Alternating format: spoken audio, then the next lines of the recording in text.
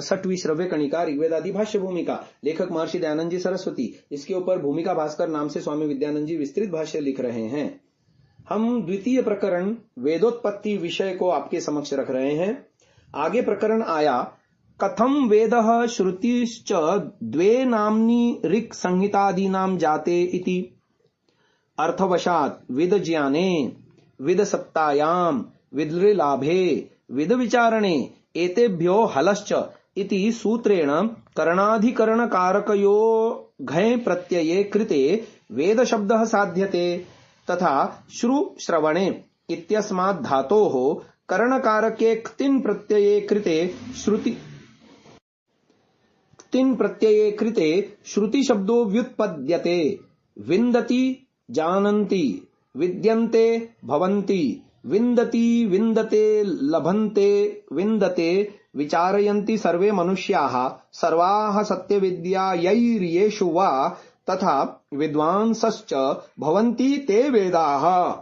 तथादि सृष्टिमारभ्य अद्य पर्यन्तम् ब्रह्मादिभिः सर्वाः सत्यविद्याः श्रूयन्ते अनया सा श्रुतिः। न कश्चित् देहधारिणः सकाशात् कदाचित् कोऽपि वेदानां रचनं दृष्टवान्। कुतः निरवयवेश्वरात् तेषां प्रादुर्भावात् अग्निवायुवादित्याङ्गिरसस्तु निमित्तीभूता वेद प्रकाशार्थमीश्वरेण कृता इति विज्ञेयम्। तेषां ज्ञानेन वेदानाम् अनुत्पत्तेः वेदेषु शब्दार्थ संबन्धाः परमेश्वरादेव प्रादुर्भूताः तस्य पूर्णविद्यावत्वात्। अतः किं सिद्धम् अग्निवायुरव्यङ्गिरो मनुष्यदेहधारी जीववद्वारेण परमेश्वरेण श्रुतिर्वेदः प्रकाशीकृत इति बोध्यम्।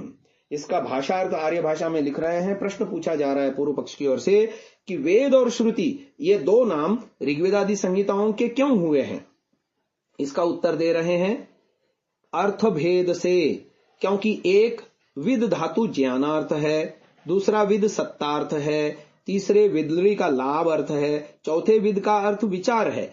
इन चार धातुओं के करण और अधिकरण में घय प्रत्यय करने से वेद शब्द सिद्ध होता है तथा श्रु धातु श्रवण अर्थ में है। इससे करण कारक में क्तिन प्रत्यय होने से श्रुति शब्द सिद्ध होता है। जिनके पढ़ने से यथार्थ विद्या का विज्ञान होता हो, जिनको पढ़ के विद्वान होते हैं, जिनसे सब सुखों का लाभ होता है और जिनसे ठीक ठीक सत्यासत्य विचार मनुष्यों को होता है, इससे ऋक् संहित आदि का नाम वेद है। वैसे ही सृष्टि के आरंभ से आज पर्यंत और ब्रह्मादि से लेके हम लोग पर्यंत जिससे सब सत्य विद्याओं को सुनते आए हैं, इससे वेदों का श्रुति नाम पड़ा, क्योंकि किसी ने वेदों के बनाने वाले देहधारी को साक्षात कभी नहीं देखा। इस कारण से जाना गया कि वेद निराकार ईश्वर से ही उत्पन्न हुए हैं और उनको सुनते सुनाते ही आज पर्यंत सब लोग चले आते हैं। तथा अग्नि, वायु, आदित्य और अंगिरा इन चार मनुष्यों को जैसे वादित्र को कोई बजावे व काठ की पुतली को चेष्टा करावे, इसी प्रकार ईश्वर ने उनको निमित्त मात्र किया था, क्योंकि उनके ज्ञान से वेदों की उत्पत्ति नहीं हुई। किंतु इससे यह जानना कि वेदों में जितने शब्द, अर्थ और संबंध हैं वे सब ईश्वर से ही प्रकट हैं, क्योंकि वह पूर्ण विद्या वाला है। अब इसका स्वामी विद्यानंद जी भाष्य लिख रहे हैं कि वेद शब्द विद ज्ञाने धातु से घय प्रत्यय होकर निष्पन्न हुआ है।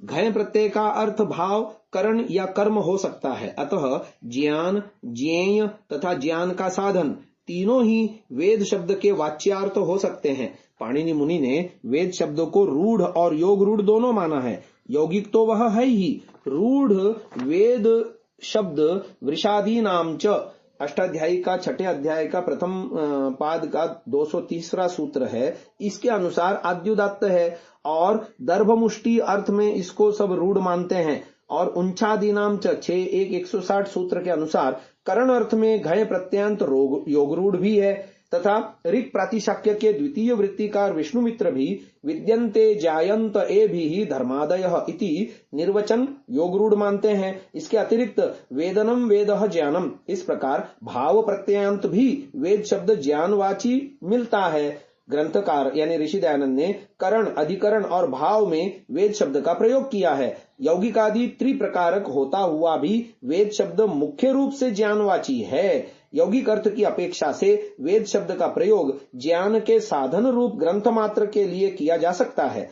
तथापि पंकज, जलद आदि शब्दों के समान श्रेष्ठतम आद्य ज्ञान के आधारभूत ग्रंथ विशेष के लिए ही वह रूढ़ हो गया है। ज्ञान का यह स्वभाव है कि जब तक वह आश्रयांतर को प्राप्त नहीं करता तब तक शब्दवाचकता संबंध को प्राप्त नहीं होता। प्रकट होने पर शब्दानुपूर्वी ख्याति को प्राप्त करता है।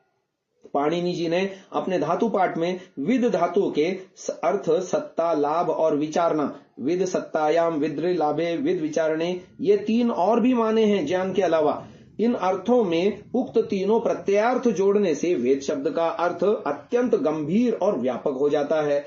लाभ आनंद का उत्पादक अथवा आनंद का ही एक रूप है। ऐसा विचार करने पर सत्ता, ज्ञान, आनंद, सच्चिदानंद, ये तीनों जो ब्रह्म के स्वरूप लक्षण श्रुतियों में मिलते हैं, वे तीनों शब्द वेदार्थ में भी आ जाते हैं। अथवा विद धातु के अर्थों में सत्ता से उत्पत्ति, ज्ञान से जीवन या पालन और लाभ से प्राप्ति या लय का समावेश हो जाता है। इस प्रकार वेद शब्दार्थ में ब्रह्म के लक्षण आ जाते हैं। जन्माद्यस्य यतः, जिससे सब उत्पन्न हो, जिससे सब जीवित रहें और जिसमें सब लीन हो, ब्रह्म का यही लक्षण वेदांत सूत्रों 1-2 में कहा है।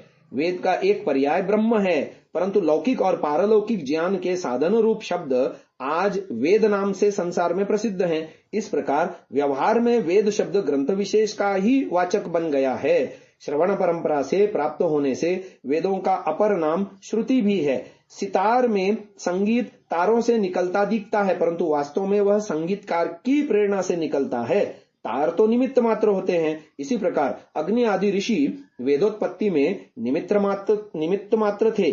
उन्होंने वही कहा जो परमेश्वर ने कहलवाया। इसलिए वेदों के रूप में ईश्वर प्रदत्त ज्ञान है, ऋषियों के द्वारा प्रदत्त नहीं। ईश्वर का ज्ञान स्वाभाविक होने से उसकी विद्या त्रिकालाबाधित है। सृष्टि के आदि में परमेश्वर ने जो ज्ञान दिया उसमें सब पदार्थों के नाम व तत्संबंधी ज्ञान भी साथ साथ में दिया।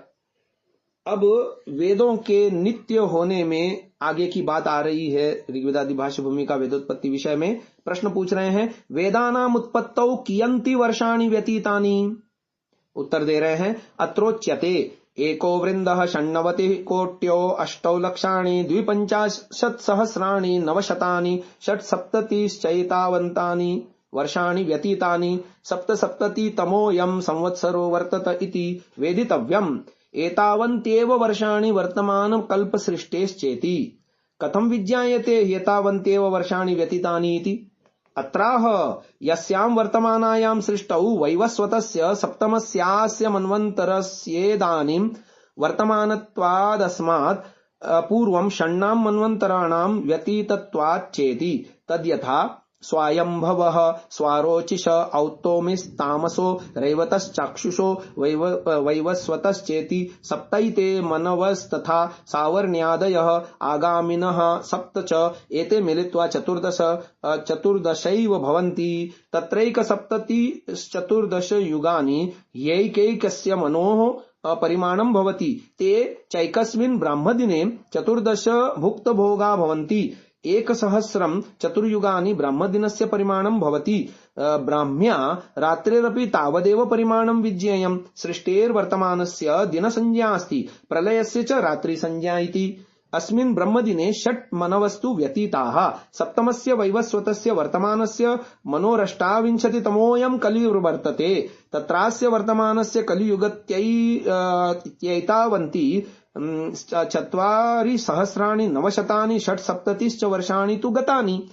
77तमोऽयं संवत्सरो वर्तते। यमार्या विक्रमस्यैकोनविंशतिशतं 33तमोत्तरं विन्दते। अत्र विषये प्रमाणम्। मनुस्मृति के कई सारे प्रमाण दिए हैं। हम अगली श्रव्य कणिका में इन्हें आपको सुनाएंगे और इसका व्याख्यान भी स्वामी विद्यानंद जी द्वारा किया हुआ आपको सुनाएंगे। आज की इस चर्चा को यहीं विराम देते हैं। ओम।